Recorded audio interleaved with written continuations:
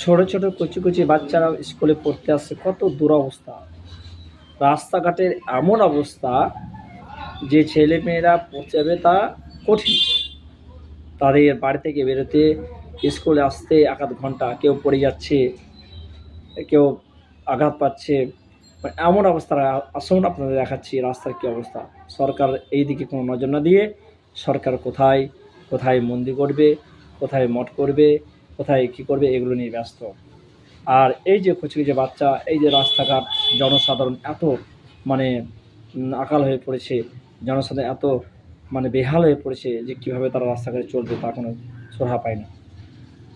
আসুন দেখুন, আমরা দেখাচ্ছি এই রাস্তাঘাটের কী অবস্থা। রামঘাট টু ব্লকের অন্তর্গত হাসুন বিধানসভা 292-এর এই যে রাস্তা দেখছেন, কি দুরবস্থা রাস্তার।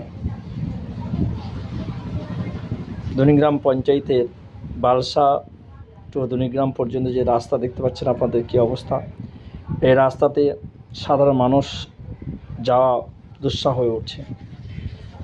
এই দনিগ্রামে অনেক মানুষ বিএলও, এসডিও, বিডিও সকলকে জানিয়েছে, কিন্তু এখনও পর্যন্ত কোনো সারোদ্ধার হয়নি।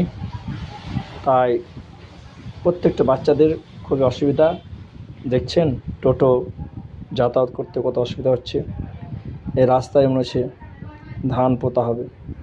রাস্তাতে একেবারে শেষ অবস্থা রাস্তা, অথচ আমাদের সরকার, বর্তমান সরকার এই রাস্তার দিকে কোনো রকম ভ্রুক্ষেপ না দিয়ে তারা বিভিন্ন রকমের অজুহাত দিয়ে এড়িয়ে চলে যাচ্ছে।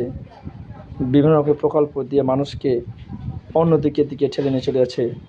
আর মানুষ তো চায় একটু শান্তি, একটু রাস্তাঘাট, জল আর বাসস্থান। এই রাস্তা জন্য বিশেষ করে অনুরোধ দনিগ্রামবাসীদের তরফ থেকে রাখছি আমাদের সরকারের কাছে, অতএব এই রাস্তার অতি সত্বর একটি ব্যবস্থা করুন, যাতে আমাদের ছেলেমেয়েরা, সাধারণ মানুষরা ঠিকভাবে যাতায়াত করতে পারে। নচেত এই বর্ষামুখে আরও দুরবস্থা হয়ে যাবে, স্কুলে বাচ্চারা যেতে পারবে না।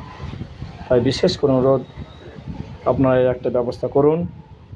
যদি এই ভিডিওটা কারো কাছে যায়, কোনো এসডিও, বিডিও, কোনো সরকারি আধিকারিক, তাহলে অবশ্যই এটাকে আপনারা পোস্ট করে তার অতি তাড়াতাড়ি সত্বর পঞ্চায়েতের মাধ্যম দিয়ে কাজের ব্যবস্থা করুন, যাতে সাধারণ মানুষের সুবিধা হয় এবং বাচ্চারা ঠিকভাবে পড়তে আসে। এমন অবস্থায় জল দাঁড়িয়ে গেছে।